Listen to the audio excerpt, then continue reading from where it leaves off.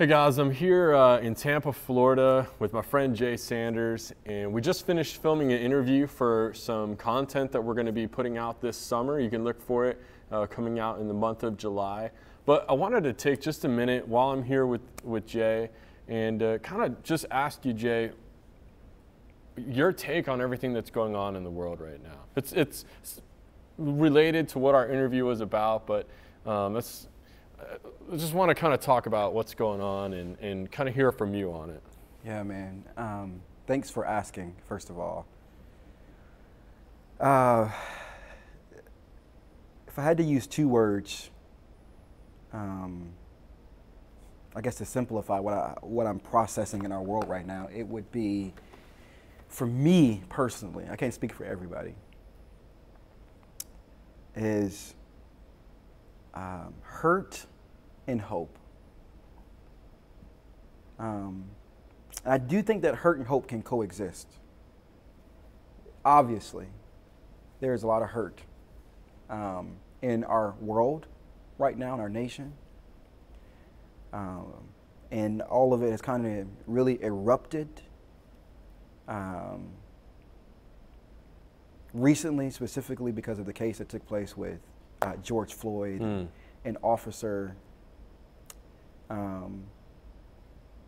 who placed his knee on the neck of someone, forget the fact that he's even just, he's a black man, but someone who was created by God in the image of God. And what we are seeing right now, throughout our country, I think there's been this groundswell because we've had several events that have happened back to back to back to back, to back, that is creating a lot of hurt for people. I got to be honest. Obviously, unless you're blind, you can see that I'm a black man, and but even beyond that, someone who loves Jesus.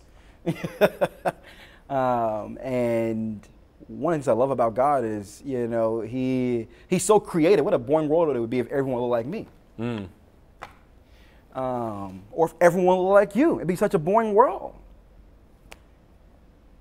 But right now, for me, as a black man in America, although my name is not George Floyd, it does bring up past trauma that I have experienced, because there have been folks along the line who haven't been fair to me, because they judge me not by the content of my character, to use Dr. King's words, but because of the color of my skin. There have been times, I'm telling you, me, we're friends, that my skin has been weaponized. It's interesting, man. Just talking about a couple of days ago, just to make it really fast. Right now, we're in this pandemic with the coronavirus. I went into a store. Actually, before I stepped in, they said, you must wear a mask. And I thought, man, I don't have a mask on. And prior to our conversation, I was looking like a werewolf because I hadn't had a haircut in 12 weeks. And so I was looking rough. So I was dressed down, my sweatpants on, my shirt, my head backwards. And the only thing that I had was a bandana. And I put my bandana on, just trying to abide by the rules. And you would not believe the amount of people in that store who moved way out of my space because they felt threatened. This is a real thing. And when you look at what took place in Minneapolis with Floyd, for black people, I think across America, it brings up our own individual trauma. And we can have several different responses. I hope specifically for Christ followers, our response is we need more empathy. And empathy is, trying to walk in someone else's shoes. I don't have to understand all the facts to walk in someone else's shoes. It's interesting, if I were to bump my toe, my whole body rallies behind that pain. It doesn't pontificate. It doesn't say, but wait a minute. It just rallies behind it. I think we need to see more of that. More of that.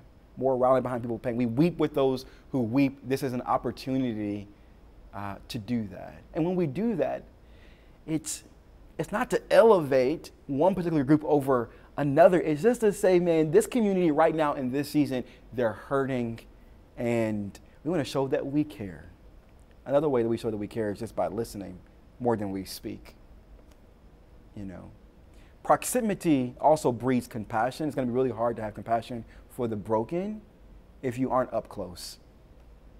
I'd heard about the brokenness and the poverty, the great poverty in Africa, even seen videos of it. I had, you know, some compassion for it. But it wasn't until I got on a plane and flew to South Africa last year and was up close to the great poverty that was there, that it really gripped my heart. Proximity breeds compassion. I think we all need to ask ourselves, man, are we up close to people who don't look like us, talk like us, think like us?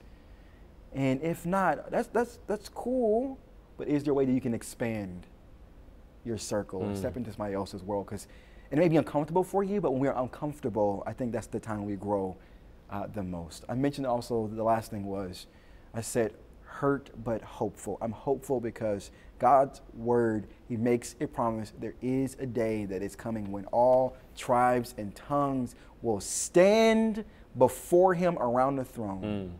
There'll be no more division, no more of this chaos. He's going to bring order to this chaos. And that gives me hope. But what also gives me hope is this, is that I work with students. I work with the next generation, and man, their world is so blended already.